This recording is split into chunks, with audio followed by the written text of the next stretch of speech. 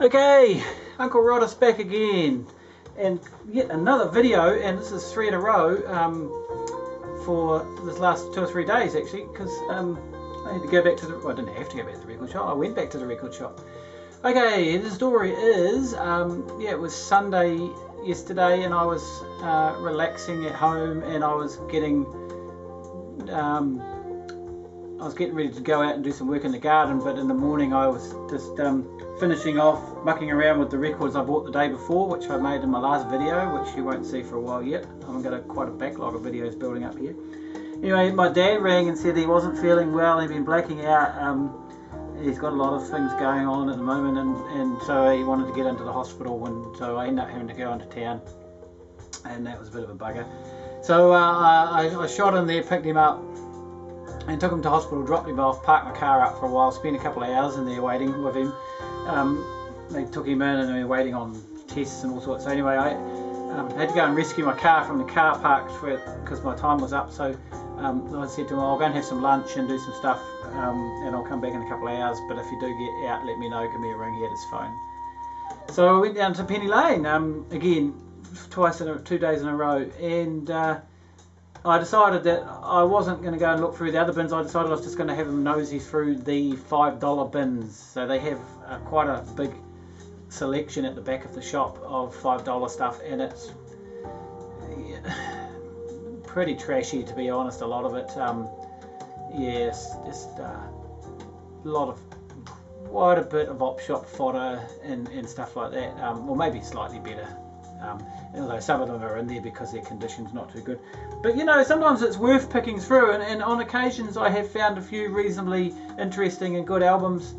And yesterday I actually found quite a few, and so managed to pick up several. So now, a lot of these, or at least half of these, were records that I owned when I was a teenager, and I was into that sort of stuff. What I'm going to show you, I was into it at the time, and I haven't been back down that track since I sold all my vinyl in 1998. So this is the first time I've had these back in my collection. It will be interesting to see how they have aged and how I have moved on or not from the music. But you know, you'll know these records. Culture Club's Kissing to Be Clever, their first LP. So you know, we all knew that Do You Really Want to Hurt Me was their big song off this from the time, and I think, you know, I was into that, and I was like, what, 14? When was this coming out? 1982. Yeah, 15. And I think Mum brought this for Christmas for me that year. In that, so it's going to be interesting to see. I mean, I didn't get into their later music, and I thought this was always their best album. So we'll have to see how that goes. Another one I was really pleased to find, and I've been looking for, was this one, Timbuk 3 East Eden Alley, Timbuk 3's second LP. And it was funny because I picked up their first LP in the same bins, and actually the day I picked that up they were having a $1 sale on all of the $5 records, so that was even better. And this is in surprisingly good condition. I put it through the cleaner last night when I got home, and it's scrubbed up well and plays well, and fidelity wise the recordings are really, really stunning. This is on IRS Records, who yeah, seem to put out some pretty good quality recordings, and they were early REM from memory, who was on that label. So going right back to my teenage years again, along with the Culture Club record, is Spandau Ballet's first album, Journeys to Glory. When's that from? 1981. Yes, I had a copy of this. Haven't played this yet, so again, this is really funky, if I remember that. Yeah, some pretty cool. This really blew me away when I was 15, 14 years old. It was really cool. I mean, as well, I was listening to a lot of post-punk stuff as well, but this actually was, yeah, I really enjoyed it. It was something a little bit different. But what got me on to Spandau Ballet previous to that album was actually their next album, and the song Chant Number 1, which I heard on the, God knows where I heard it. Could have been on student radio. I don't think this sort of stuff was getting played much on commercial radio until I got a bit bigger. Yeah, so again, put it through the cleaner. It's cleaned up, looking good. Be interesting to see how that aged. I know there was some sloppy sort of songs in here that didn't really impress me that much at the time either. Which, like She Loved Like Diamonds was a kind of a sloppy sort of song. So keeping back in the 80s. I've seen these around quite a bit, and I just haven't really got around to picking up, but I always enjoyed them. Crushed by the Wheels of Industry and Temptation are two awesomely cool songs. And I had this originally, and the other, Penthouse and Pavement, I think is the other album that they did, which I'm really familiar with. Looked a bit grubby, but it's cleaned up, but it might play with a bit of noise, I suspect.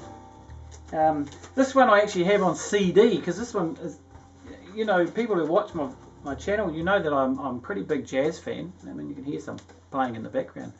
And this is probably the very first and earliest type of earliest sort of jazz music that I became familiar with from, when was this? 1985. Working Week, Working Nights. Not strict jazz, but pretty damn jazzy. Yeah, really cool. I actually like this album. And I did get around to repurchasing it on CD, but I saw the vinyl, $5. It's cleaned up really nicely. It looks really nice. I mean, you can't always guarantee it's going to sound good.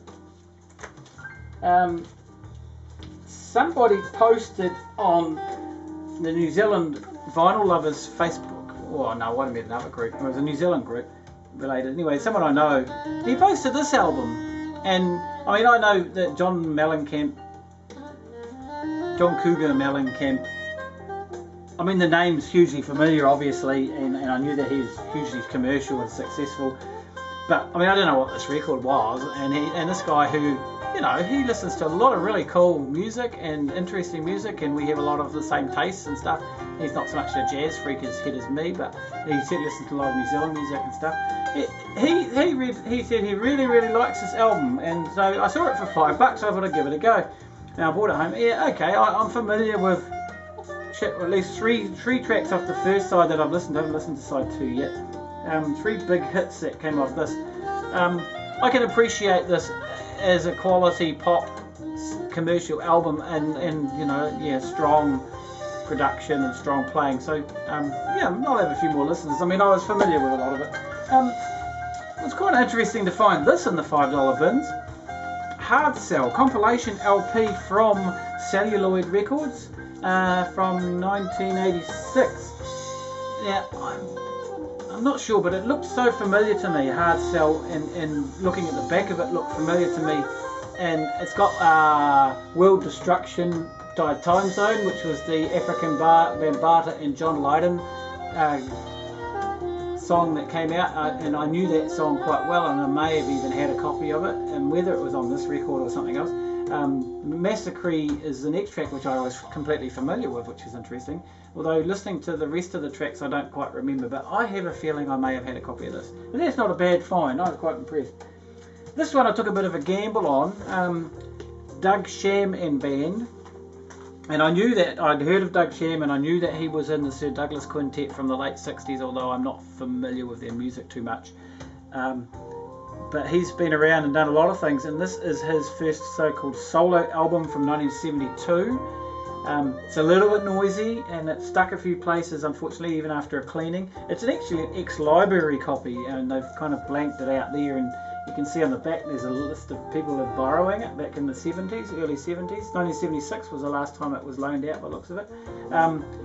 Yeah, it's a wee bit rough around the edges, but it's an interesting play. There's some big people on here. Bob Dylan plays on this, can you believe? If you don't know that already. And a few other big names. I think I can't quite see any off the hand, but yeah. Anyway, so yeah, kind of country bluegrassy type music and blues. Yeah, so that was an interesting find. And then the last three, and I've had a really good weekend for these. I've said before, there's Kiwi Pacific or Kiwi Records back from the early 70s to the mid 80s. Were putting out a lot of classical records and some jazz and some country and some world music and New Zealand native type music and whatever you want to call it. And this is the New Zealand Composer Series or editions. So they're all New Zealand composers. Lilburn, Rimmer, Whakua, Ritchie, Peter Crow and Wilfred Lehman, who are two new names to me. So yeah, I'm pleased to do that. And these vinyls, I mean, for $5 each, they're really, really good condition. This is another one. Never seen this one before. Again, it's a New Zealand Composer edition. I think that this is played by some school kids looking at the orchestra in the Schooler Musicum title. New Zealand NZ Broadcasting Corporation. I think that's what NZBC stands for. This is from 1974. The other one was from 1986. And the last of the three, and I picked up two more, which you'll see in the last video I made before this. New Zealand Broadcasting Symphony Orchestra, New Zealand Composer Edition, Lilburn and Whakua, both who are what's his name? David Whakua? Yeah, it is David. He just died not that long ago, and he's got some. I've got some CD music of his. So I was pleased to score those. That was cool. Now, I've been collecting a New Zealand CD issue label with I got two vinyl pieces out which I have, but Rattle Records, and I've mentioned it before and I've showed some CDs. They are a company based here in New Zealand, and they put out mostly New Zealand music, but they do put out some Australian and some other international acts. They're very ECM. They are very ECM, and ECM are probably a big go-to or influence on how they work and how they do stuff. And they package their stuff amazingly well, and their music's amazingly well recorded. And this is one of them playing in the background. So what happened was I'd had some funds set aside after my tax refund that I was going to go onto the Rattle website, and they have subscription service where you pay a couple $100 and you get up to 12 CDs. It worked out about $17 a CD, but then you had postage on top, which is not much, but still it's more. And I was ready to sort of start doing that, although they are updating their website at the moment, so I was kind of holding off until they got all their stuff back up, because it's a little bit chaotic at the moment and it's not as good as it was. You know, first thing I did when I actually went back into Penny Lane on Sunday morning was, or Sunday afternoon, was another flick through some of the New Zealand section in the CD department just again. And lo and behold, the very first bin I went to had two Rattle CDs sitting right at the front, and I couldn't believe it. So, because you do not see them around, and they don't sell in big numbers because it's pretty esoteric music. Anyway, I went through and I managed to pull out like half a dozen of Rattle CDs, and for less than what I'd be paying for them new, and they were all in perfectly, awesomely mint condition. And then at the end of my session there, when I went to the counter to pay for everything with all those vinyls that I just showed you, I was talking to the guy about it. He said, "Oh, those Rattles just went out this morning." He said, "They've only just come in." Because I said, "Yeah, I don't actually remember seeing any of them yesterday when I was here." He said, "No, they just went out this morning." And he said, "Actually, here's a bunch more just sitting right next to us on the counter that haven't gone out yet, but they're all priced and ready to go." And I was like, "Oh, wow." So I grabbed the whole bloody lot, and it actually came to about the same amount of money that I had set away for it. This is the Chris Mason Batterley Group, which is playing in the background. So most of this is jazz, and some of it is like classical. John Passos and Pedro Canario. I don't actually. These are some of the older ones on the catalogue, so I'm not all that familiar with them. But this will be more classical. Tiku Tiwi remixed. Hiranai Melbourne and Richard Nunn's. Richard Nunn's I'm familiar with. This has got, well, I think the music is composed by those two, but it's played by a whole bunch of other New Zealand Māori related artists, such as Epsilon Blue, Pitch Black, The Nomad, and Salmonella Dub. Some of those bands I am slightly familiar with. Hey, listen to that. It's really cool. It's kind of electronica in some ways. The New Zealand Trio, who I've seen live and have a couple of their CDs. Flourishes. They're a trio, and they are piano, violin, and cello, I think, and they play a real mix of New Zealand and other stuff. Mozart, Arvo Part, and then Eve de Castro Robinson, who is New Zealand, and then Raviel. Jack Body is probably one of our most well-known composers, next to Douglas Lilburn, perhaps, and he's still around and still involved in the scene. So this is some of his stuff. Another New Zealand Trio CD with more New Zealand stuff in this one, although Toru Takamutsu's on here. Gillian Whitehead, who I have some other music of. Norman Meehan and Bill Manhire. Again, these two. Well,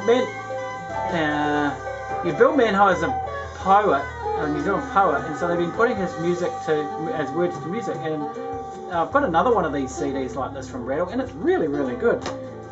Another one of John Parsons. I don't know how to spell his name, but he's actually Greek. Greek ancestry. So this is probably his most well-known work. View from Olympus. Bessa and Bravura. Bessa is one half of Bessa and Prosser, who's put out a couple of fantastic albums on Kiwi Pacific back in the 80s of sort of semi-improvised classical type music. And I had a quick listen to this. It sounds pretty cool. Jonathan Bessa. So he's still around in New Zealand. And there's another John Parsons CD. And then this is jazz, a Rattle jazz one. This is Irony. No idea what that's going to be like. From Scratch are a band or a group that's been around for many years. As a matter of fact, Don McGlashan had some input into the early ones, and I have 2 pieces of vinyl from the 80s of theirs. This is something they did in the early 2000s. Hang on. 1991. Oh no, sorry, it's a lot further back than that. Yeah, so this is one of the really early Rattle releases, because that was about when they started. And finally, Roger Manis Trio. Roger Manis is one of our probably premium saxophonists. I've seen him play live, and he's really, really good. And he's playing again with Ruben Bradley, who's really cool. Bradley's got about 3 CDs on Rattle. Western Cole, I don't know on bass, but this should be pretty cool. And I think I have another one of Roger Manin's CDs. So I was wrapped 13 CDs there. So yeah, I have had so much new music coming in the last 10 days. I've probably got enough music to see me through for the next 2 or 3 months without having to be buying any more, but you know that's not going to happen. Funds permitting. So another quick video, and that'll make about 5 videos I've got sitting on the computer. I still have a rather large amount of CDs actually coming in on order. That'll come in the next week or so, and 1 piece of vinyl. So yeah, anyway, that's me. See you next time.